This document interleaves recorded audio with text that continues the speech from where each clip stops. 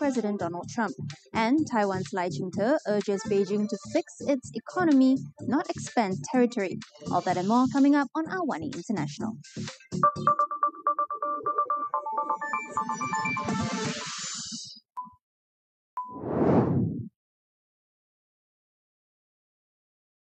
President Donald Trump says he believes Vladimir Putin is open to ending the war in Ukraine, even though talks in Moscow brought no breakthrough.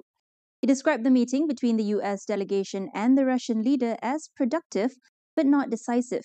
U.S. envoy Steve Witkoff and Trump's son-in-law, Jared Kushner, held talks with Putin inside the Kremlin. However, Russian officials later said that parts of the U.S. proposal were unacceptable, although the proposal includes Ukraine ceding parts of the eastern Donbas region that still holds nearly 4 years after Russia's invasion. Witkoff and Kushner are expected to meet Ukraine's chief negotiator, Rustem Umerov, in Florida later today as discussions continue. Meanwhile, in an interview, Putin said Russia intends to take full control of the Donbas region unless Ukrainian forces withdraw. Ahead of his visit to New Delhi, he said Russia would either seize the territory through military force or gain control if Ukraine chooses to withdraw. Расширим номенклатуру таких ударов наших по портовым сооружениям и по кораблям. Tensions rose further as Deputy Chairman of Russia's Security Council, Dmitry Medvedev, has also warned that any attempt by the European Union to seize frozen Russian assets could be treated by Moscow as grounds for war.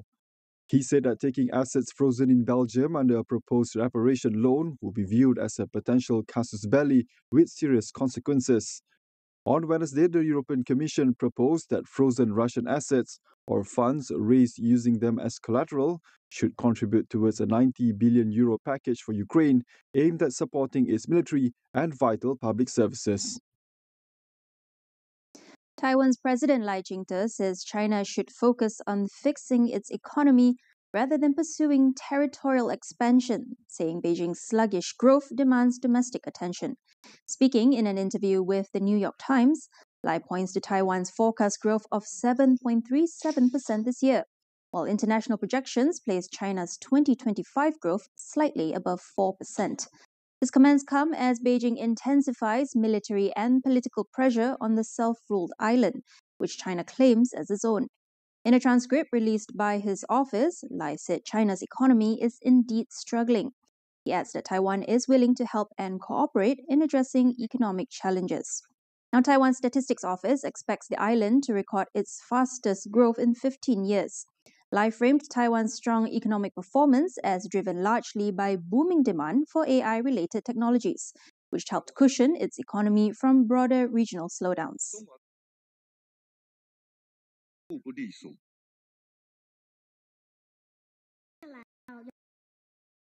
Those were our top stories. Stay tuned for more after the break.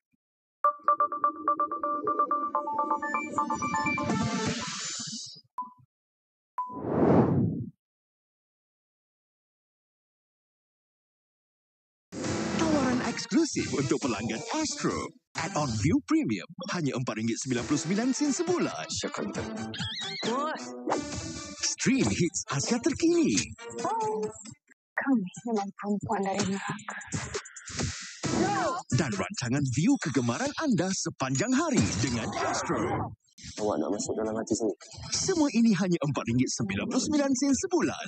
Add-on View Premium melalui My Astro app.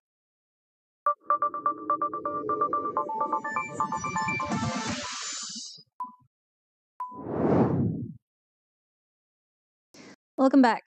Lebanese Prime Minister Nawaf Salam says a durable peace with Israel could one day open the door to political normalization and even economic ties. But he warns that any such shift is a long way off, given how strained relations are today. Salam says the priority now is to fully implement the November 2024 ceasefire, which he sees as the only path to further progress. Israel has carried out several incursions into Lebanon while targeting militant groups, including a major operation last year after months of cross-border fire with Hezbollah. Under the November 2024 ceasefire agreement, Israel is required to withdraw its forces and halt airstrikes, while Hezbollah is expected to disarm. The group has rejected full disarmament, but Salam says it did accept the terms, affirming the state's sole control of weapons and must now honor that. In a sign of slow diplomatic movement, both countries have appointed civilian envoys to a military committee overseeing the truce. The move broadens the discussion beyond the original 2024 terms and aligns with Washington under President Donald Trump's regional peace push. French President Emmanuel Macron has urged Chinese leader Xi Jinping to deepen cooperation between the two nations during his state visit to Beijing. Macron's visit, his fourth since taking office, comes as the EU seeks Beijing's help to end the war in Ukraine, while China looks for diplomatic gains amid US tariffs. Following talks, both leaders signed 12 cooperation agreements covering bilateral investment, nuclear energy, and panda conservation, among others. But trade-dominated discussions, with the EU pushing for greater investment to reduce its trade deficit, which has surged nearly 60% since 2019. China, meanwhile, wants to ease trade tensions with the bloc over its heavily subsidized electric vehicle sector and position itself as a stable partner as global markets brace for recession risks linked to US tariffs. Macron arrived in Beijing just after meeting Ukraine's President Volodymyr Zelensky in Paris, with US-brokered ceasefire efforts still in delicate stages. European leaders have repeatedly accused China of economically supporting Russia's war effort, allegations Beijing denies. The Trump administration is tightening rules for H-1B visas, which allow foreign professionals to work in the U.S. A State Department memo says anyone involved in censoring free speech could be denied entry. Consular officers have been instructed to review the resumes and LinkedIn profiles of applicants and their family members to flag any work related to content moderation or online controls.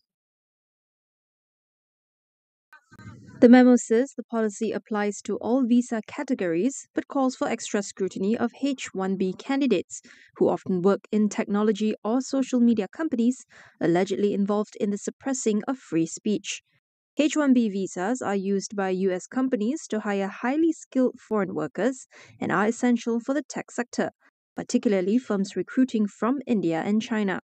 As part of his broader immigration crackdown, Trump earlier imposed new fees of $100,000 on H-1B visas in September. Screening has also been tightened for student visas, with officers directed to review social media accounts for posts seen as hostile towards the United States. In other news, Venezuelan President Nicolas Maduro says he spoke by phone with U.S. President Donald Trump about 10 days ago, amid a U.S. military buildup in Latin America. He described the call as respectful and cordial, hinting it could open the door to diplomacy.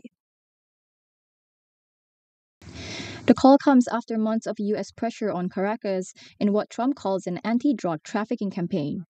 His administration has deployed the world's largest aircraft carrier to the Caribbean, destroyed suspected drug smuggling vessels, and threatened strikes on Venezuelan soil. Caracas says these moves are aimed at toppling Maduro's government. On Wednesday, a bipartisan group of U.S. senators introduced a resolution to block military action against Venezuela without congressional approval, after Trump said a land campaign could begin soon. Under Senate rules, the measure must come to vote within 3 days. Since early September, U.S. forces have carried out at least 21 strikes on suspected drug boats in the Caribbean and Pacific, killing at least 83 people as Washington steps up its campaign against Maduro. President Donald Trump has defended U.S. military strikes on alleged drug boats in the Caribbean, saying he has no problem releasing video footage of a follow-up strike on an alleged drug vessel after the initial attack did not kill everyone on board.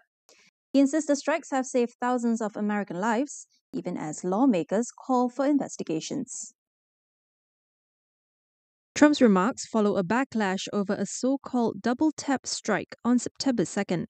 Both he and Secretary of War Pete Hegseth defended the initial attack, but distanced themselves from the follow-up strike that targeted people who weren't killed by the first strike. The alleged incident near Venezuela has sparked congressional inquiries. Some legal experts say the killings could amount to a war crime, citing violations of international law protecting combatants no longer fighting and maritime rules for rescuing shipwrecked persons. Meanwhile, President Donald Trump's administration has rebranded the U.S. Institute of Peace to include his own name after seizing control of the agency and slashing its funding. The State Department says the change is meant to reflect Trump, who it calls the greatest dealmaker in the nation's history.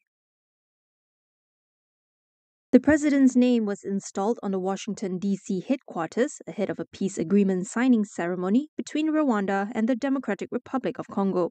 The institute was created in 1984 by former President Ronald Reagan as an NGO funded by Congress to prevent and resolve international conflicts. Trump, who has repeatedly voiced his desire to win the Nobel Peace Prize, issued an executive order in February to dismantle the institute. It had been part of a broader effort by the Department of Government Efficiency, formerly led by Elon Musk, to halt institutions that work on foreign policy. The organization's president was removed from the building by law enforcement, and the administration had dismissed all Washington-based staff.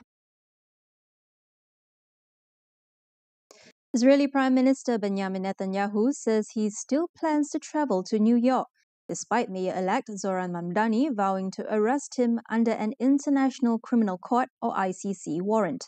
Mamdani says he supports Israel's right to exist, but stopped short of saying it has the right to be a Jewish state, arguing that no country should have a hierarchy of citizenship based on religion or any other marker. The Democratic Socialist, set to become New York's first Muslim and first South Asian mayor, has vowed to direct the NYPD to enforce ICC warrants, including those for Netanyahu and Russian President Vladimir Putin. The ICC said it has reasonable grounds to believe Netanyahu is responsible for alleged war crimes in the Gaza offensive. But legal experts say any arrest is highly unlikely and note that such authority rests with the federal government. Washington, under President Donald Trump, has been a firm defender of Israel and has even sanctioned ICC officials.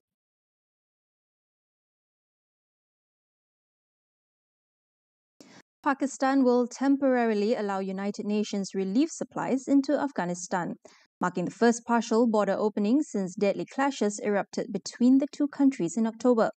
Islamabad says the move is a limited humanitarian exception, not a restoration of trade or immigration, as tensions with the Taliban government remain high. A Pakistani government official told AFP that UN agencies had formally requested access for food, medicine, and other essential supplies, and that Islamabad has now approved the transfer in 3 phases. The details of the transfer, however, have not been specified. Afghan officials in Spin Boldak, near one of the key crossings, said they had no information yet, and that the border gate remains shut. The frontier was closed on October 12 after deadly cross-border fire and a subsequent fragile truce. The shutdown left dozens of Afghan trucks stranded with rotting produce, with the Pakistan-Afghanistan Joint Chamber of Commerce and Industry estimating losses of more than $100 million and up to 25,000 workers affected.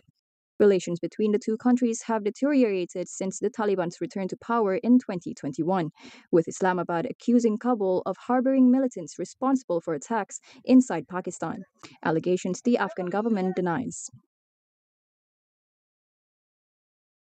South Africa says it is prepared to sit out next year's G20 after being barred by the US and does not expect other countries to lobby for its reinstatement. Pretoria, however, says it expects G20 members to register their displeasure with the US over their actions. The US assumed the rotating G20 presidency last week after boycotting the summit hosted by President Cyril Ramaphosa in Johannesburg. US President Donald Trump had already announced that South Africa would not be invited to next year's Leaders Summit in Florida. Relations between Washington and Pretoria have deteriorated sharply this year, as Trump repeatedly pushed claims of a white genocide in South Africa. South Africa is a founding member of the G20, which brings together the world's major economies, representing 85% of global GDP and 2/3 of the world's population.